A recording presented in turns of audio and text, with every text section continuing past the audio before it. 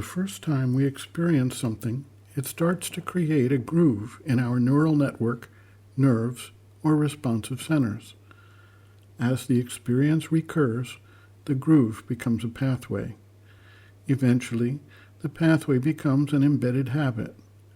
When a similar vibration is experienced, it automatically follows the established patterns, which is why it is harder to break a habit than to avoid starting one to begin with. Many of these habits are embedded deeply in human DNA through many millennia, as well as in the patterns we create as we educate our children and socialize them into the society and its established ways of doing things. Illness follows a similar pattern. As a vibration repeats itself, if there is a past experience, the body immediately knows what kind of illness it is going to be, and the very cells of the body begin vibrating to that pattern. We see certain individuals seem to be prone to certain types of illnesses, as they have deeply entrenched patterns of reaction in their bodies that convert the vibration into that form, affecting a specific area of the body. Thus, some people are prone to sinus issues, some to lung issues, some to throat issues, some to digestive issues, some to headaches, etc. To overcome these patterns requires conscious awareness. First, one establishes the separate witness consciousness observing the nature, including the reactions of the body. Then, one can observe how these vibrations arrive, what action they take to come through the protective aura, where they tend to embed themselves, and how they set up their pattern to create what we then call an illness.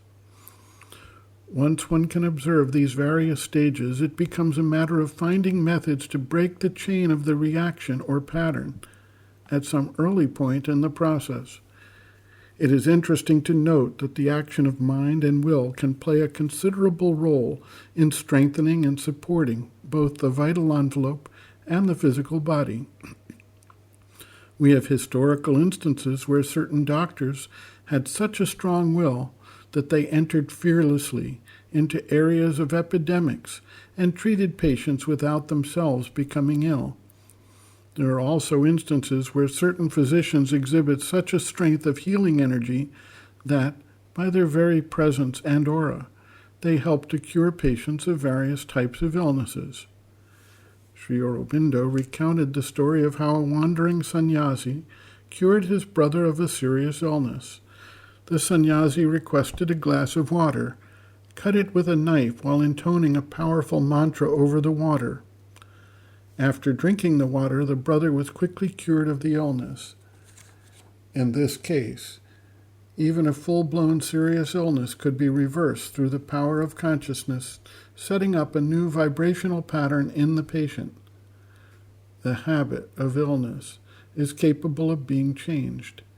People who have a history of certain weakness of the body have shown that over time they can transform this weakness into an indomitable strength.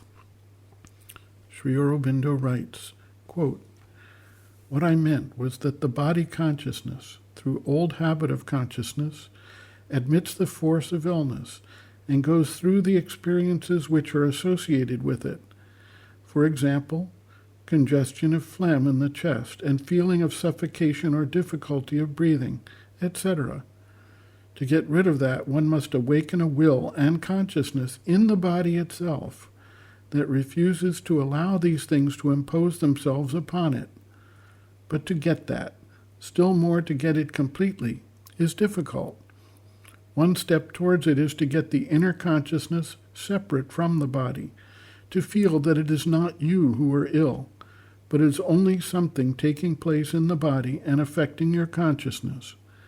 It is then possible to see this separate body consciousness, what it feels, what are its reactions to things, how it works. One can then act on it to change its consciousness and reactions." End quote. Reference, Sri Aurobindo and the Mother, Looking from Within, Chapter 4, Ordeals and Difficulties, pages 106 to 107.